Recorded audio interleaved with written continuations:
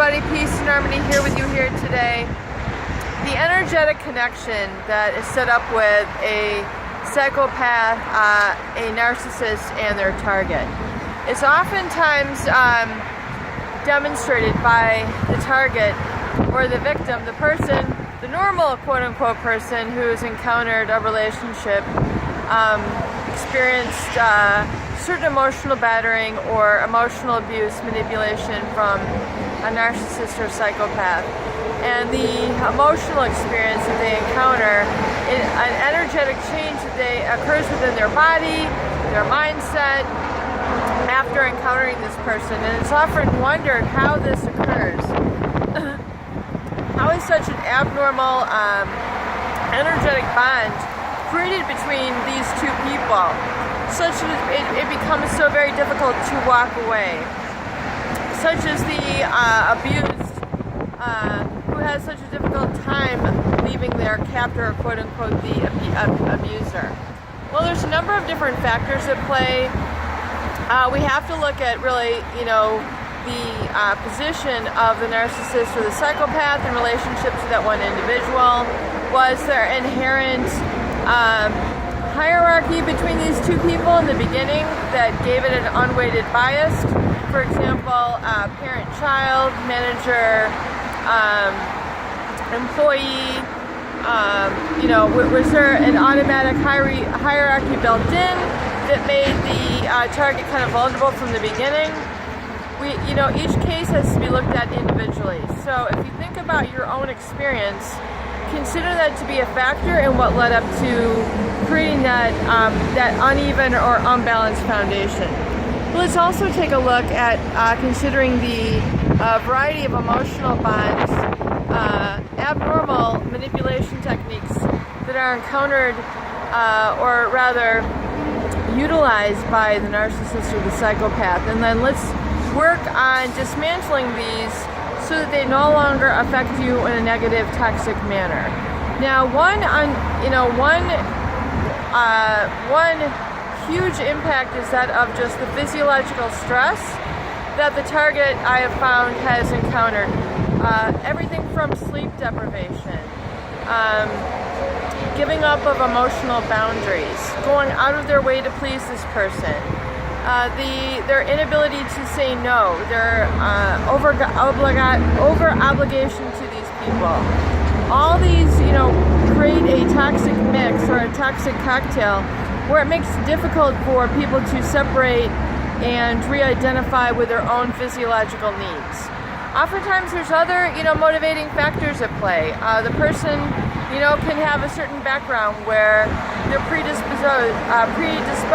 to kind of act very, sacrificial for people, a martyr. They feel like they have to overdo in order to compensate for feelings of insecurity. So oftentimes the narcissist or the psychopath will be able to identify this in their target right away. It's very apparent to them, just as the color of somebody's eyes or the color of their hair. This person is very adept and skilled at sizing people up and acknowledging certain emotional qualities within people, and they know just how to peck at them, almost like a chicken with a pecking order. They see the little bit of blood, the vulnerability, and then they continue to peck until that person is used up. So, kind of a gory analogy, but I want you to realize that, for one, that is their approach, but number two, realizing, that you have the power and the skills and the tools to be able to pull back and realize that this person has tapped into you emotionally, and to such a degree that they're almost living off of you, like as if a generator. So that's why I want you to learn to think of yourself as an energetic being or an energetic body. And I know this might be kind of a stretch or a concept for you, but to realize that you are an energetic person with a certain amount of physiology to you, hormones, adrenal system, motivations, dreams, desires. These are part of your emotion, which is energy in motion. And this person has essentially tapped into your energy supply in order to kind of fuel the relationship, and it's taken advantage of it, and now it's in an unbalanced state. So the very first key I want you to acknowledge to get yourself back into a balanced state is to pull back, separate, unplug. Unplug yourself from this person, which means getting out of their vicinity, getting out of their energetic field, so to speak. And the energetic field can be created in every form of communication, be it email, phone numbers, shared online accounts, shared bank accounts, shared living space, shared items, shared physical items, gifts. These are all kind of really impregnated in these items. And until you begin to clear some of these away, they're still going to continue to draw that emotional connection from you and continue to, get a hold on you emotionally. So very important key, as we've discussed in non-contact, is learning to find that sort of switch within you. In a previous video, I've listed it kind of as a lever. Find that lever in yourself where you're able to switch yourself on and you're able to switch them off. And so what this is called is reformatting or reframing in the psychology community, where we're able to reframe this person in our mind and think of them as taking energy out of you. Think of them unplugging from you and throwing the switch down. I know it's kind of a visual imagery thing, but the mind really likes images to work from.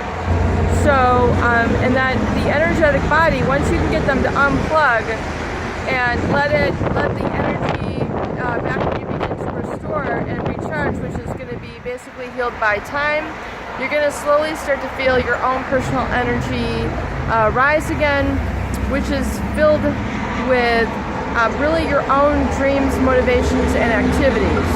We've gotten into some of that in our recovery notebook, our journal, and our recovery date, and that's where you begin to fill up that well. You begin to fill up that energy. More on this topic in future videos.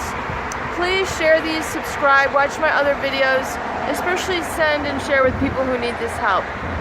Peace and harmony here with you here today. Make it a beautiful day. Bye-bye.